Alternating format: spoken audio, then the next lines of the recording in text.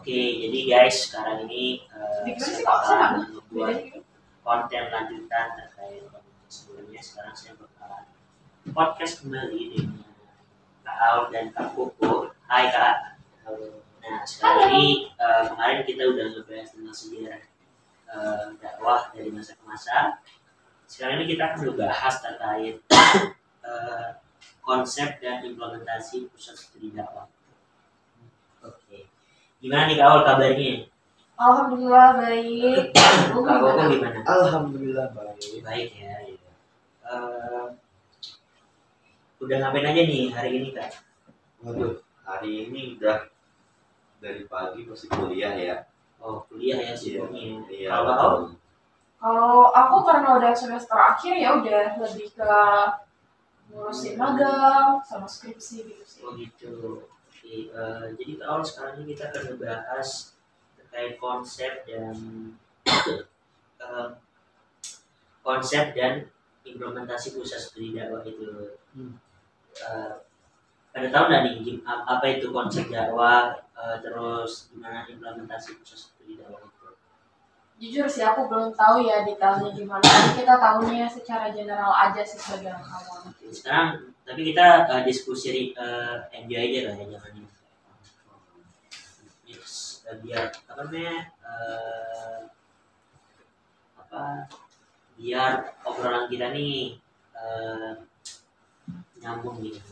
Oke, jadi sebelumnya aku mau ngejelasin dari dakwah dulu nih Kak. Jadi dakwah itu adalah salah satu hal yang paling penting dalam setiap hidup kita gitu Kak. Terus penyebaran ajaran Islam melalui dakwah itu juga sangat penting bagi masyarakat dengan berbagai cara pendekatan gitu Kak. Dilihat dari zaman dulu berdakwah dengan cara berdagang, dan dengan cara sembunyi-sembunyi dan banyak hal lainnya gitu Kak. Terus dakwah juga dapat kita definisikan sebagai peristiwa atau kejadian gitu Kak, penyampaian hal yang baik yang mengarah kepada jalannya Allah dan ajaran agamanya Allah gitu, agama Islam seperti itu. Terus gimana sih implementasi pusat studi dakwah itu tadi Kak?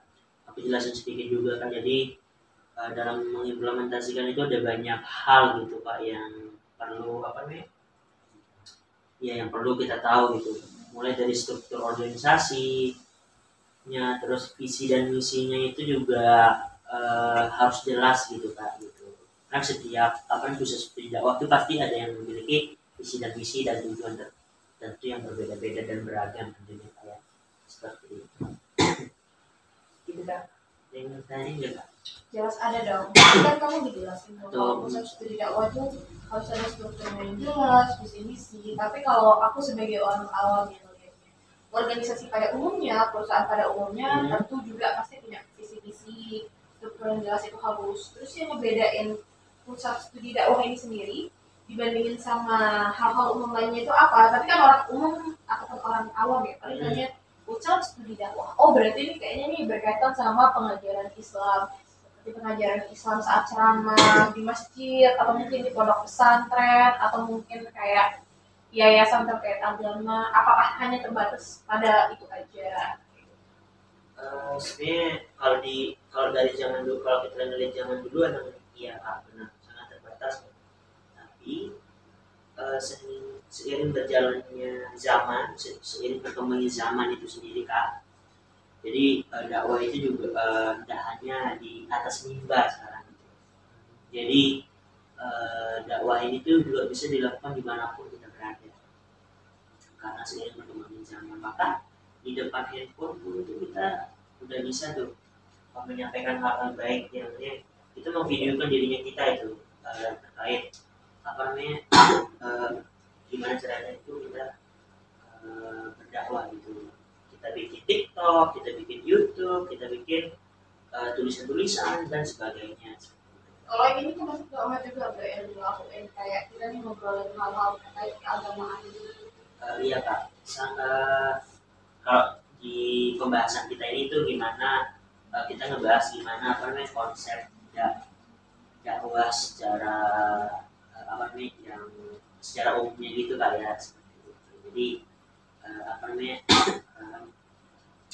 kalau kita lebih mengarah ke apa namanya ke dakwahnya itu ajaran-ajaran kayak sunnah-sunnahnya Rasul itu tuh apa namanya hal itu termasuk dalam apa beda salah satu gimana kita berdakwah. Oke, kita ke tuan guru misalnya ini atau kepada dai atau siapapun yang paham terkait gimana cara berwudu, nah itu juga salah satu metode kita tuh mencari guru yang bisa mendakwahi kita terkait tentang gimana cara kita berwudu.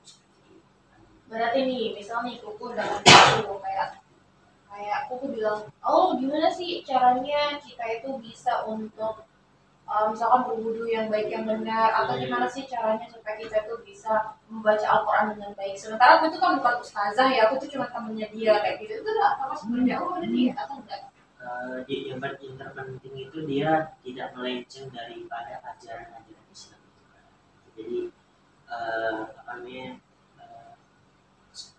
jurusan saya juga jurusan yang manajemen dakwah gitu. Berawal dari sana kita menimba ilmu gimana cara kita tuh nanti apa namanya bisa bukan mengajarkan karya dakwah itu lebih gimana kita memahami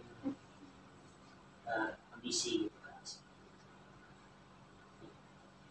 Jadi dakwah tuh bisa siapa aja usahanya, Bisa bukan sih. cuma tentang kayak ustaz, kayak orang yang harus paham benar-benar agama.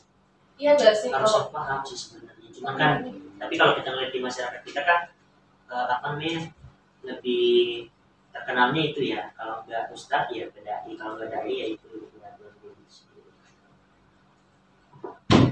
gitu kan. Tapi menurut Kak Aul nih atau Kak Koko Kak, metode dakwah dari zaman dulu hingga zaman sekarang itu gimana? metode zaman dulu ya. Iya. Kalau aku yang kan dengan itu Yang dengan efektif. cara bersembunyi, terus ada yang terang-terangan metode dakwahnya, ataupun juga yang melalui jalur perdagangan, misalkan mereka juga berdagang, itu kan juga salah satu cara mereka untuk berdakwah. Ada juga yang menyampaikan dakwahnya itu kalau aku dengarnya ya, wali yang ada di Indonesia itu melalui adat istiadat yang ada di daerah tersebut kayak gitu. Terus dibandingin sama zaman sekarang sih aku ngelihatnya mulai ada perubahan yang sangat signifikan yang mengikuti dari kebiasaan masyarakatnya, kayak masyarakatnya yang mulai suka bermain media sosial, seperti Hendra bilang tadi kan ya udah mereka nyampeinnya melalui sosmed. Jadi kebanyakan orang juga sekarang kalau menontonin dakwah nggak perlu sampai harus keluar kota ya, kebanyakan ya mereka tinggal cari aja tuh nama ustaz siapa, ketemu di YouTube, ketemu di Facebook gitu. Nah itu yang menjadi perbedaan Kak Aul dari yang zaman dulu hingga zaman sekarang juga itu. Yang dulu kan dia butuh mad'u ya namanya ya. Mad'u itu apa? Mad'u itu jamaahnya gitu kan, gitu. Yang apa namanya yang harus ada gitu. Tapi kalau sekarang kan cukup dengan HP, mad'unya itu ya bisa siapa aja gitu yang bisa menonton konten-konten dakwahnya gitu. Iya. Dan makanya dakwah di zaman sekarang itu Kak Aul itu apa namanya sangat luas kalau kita tuh cari gitu. Seperti Kaul katanya tadi cerita sama aku tuh apa namanya di HP itu banyak konten-konten dakwah tuh terkait tentang cinta, tentang gimana apa namanya dia berkaitan dengan kehidupan sehari-hari. Tapi nih ya kayak Hendra, aku ada satu pembahasan menarik ini yang betul memang menarik sih, karena kalau zaman dulu kan kalau orang mau dengerin dakwah dari orang yang dianggap cerdas itu tuh pasti mereka tuh orang yang ilmunya tuh tinggi, jadi mereka didatengin jadi jamaahnya banyak. Kalau zaman sekarang kan siapa ustaz yang paling banyak followers ataupun siapa selebgram yang paling banyak followers terus ngomongin tentang dakwah padahal dia melenceng mungkinnya dari ajaran Islam, kurang pengetahuan ataupun followersnya banyak, jadi ya terkesan kayak dia itu seseorang yang berilmu yang tinggi tuh. Menurut aku itu suatu fenomena sih sekarang, karena kebanyakan orang yang berdakwah itu sekarang bukan berdasarkan kayak kesahihan dari ilmunya dia, dari mana nih dia mengambil pendapat, tapi dari seberapa banyak followersnya dia, dari seberapa banyak yang nge-repost kontennya dia, atau seberapa ganteng dia. Itu kan udah jadi fenomena ya zaman sekarang dakwahnya. Nah makanya ke awal dari implementasi dakwah itu juga sangat-sangat penting tadi itu kan. Yang pertama itu visi misinya. Terus gimana pengorganisasiannya, terus gimana cara program-program yang dilakukan gitu. Yang penting itu diketahui dan apa namanya yang ada gitu sehingga dakwah-dakwah itu tuh bisa tersampaikan dengan segimana mestinya masyarakat tahu seperti itu. Makanya, oh ya aku juga mau cerita di lingkungan aku tuh juga ada pusat studi dakwah itu TPQ.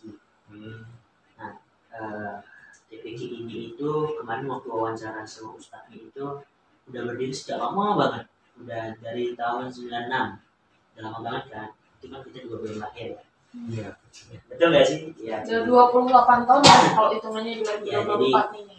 Nah itu jadi apa namanya kalau dilihat dari programnya bagus, program itu dia pengen masyarakat di sana itu apa namanya pintar mengaji sehingga dibuatlah TPQ itu. Bahkan kalau dari zaman dulu itu karena nggak ada apa namanya TPQ itu sangat minim di sana itu, bahkan itu adalah TPQ pertama di lingkungan tersebut, TPQ kedua di lingkungan tersebut, maaf.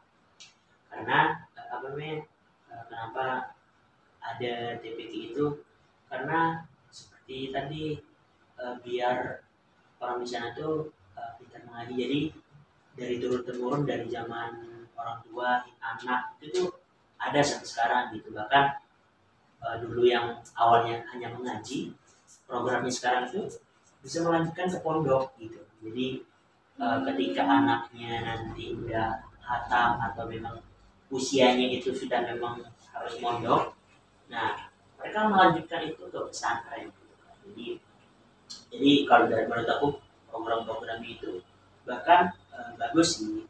Nah selain itu juga programnya nggak hanya anak yang mengaji, jadi program itu adalah orang tua juga ikut mengaji, mengajarkan hal-hal kayak mengulang ajaran dulu. Contohnya itu kayak gimana cara berwudu, terus gimana cara mandi bersih. Kalau kita kan bisa nyebutnya mandi junub ya, atau mandi beling gitu ya. Tapi kalau di Indonesia kan itu mandi besar. Itu mensucikan diri, gimana cara setelah gimana niatnya, nah itu tuh diajarin di sana gitu. Dan itu tuh TPQ itu bagusnya itu berkolaborasi dengan relasi yang ada di lingkungan aku. Oh iya Kak, katanya nih Kak Aulim itu mantan santri. Oh, mantan ya. Jadi mantan ya. Jadi maksudnya oh iya, bukan mantan, alumni santri. Jadi kurang bagus ya. Jadi gimana tuh Kak Aul selama Kak Aul jadi santri itu dalam apa program apa tuh yang paling menarik menurut Kak Aul selama di pondok pesantren? Kalau penarikan pribadi itu menurut aku ini loh, kayak orang-orang yang tilawatul Quran, karena itu sumpah suaranya itu merdu-merdu banget. Itu sih yang sangat-sangat menurut aku tuh program yang menarik, karena mungkin aku sebagai seseorang yang mencintai suara yang indah, jadi itu yang menarik perhatian aku banget sih. Tapi kalau dari pondok pesantren tempat aku dulu itu sebenarnya banyak sih. Selain tilawatul Quran, ada juga tuh yang kayak salawat gitu kan, terus tim hadroh itu juga, terus baca kitab kuning, terus tahfiz, terus apalagi ya banyak juga sih yang di luar yang terkait sama Islami tapi memang masih tujuannya untuk hal-hal baik, misalnya kayak pencaksilat, taekwondo itu juga ada. Oh jadi banyak sekali ya, tidak hanya program keagamaan, tapi program gimana para santri itu bisa betah di sana itu juga ada gitu ya, seperti tadi ada pencaksilat, terus ada iya seperti itu. Betul. Kalau dari Kak Kuku ada nggak sih yang Kak Kuku terkait tentang itu metode dakwah? Metode dakwah ya. Kebetulan kan kalau di rumah nih ya ada masjid dan pondok.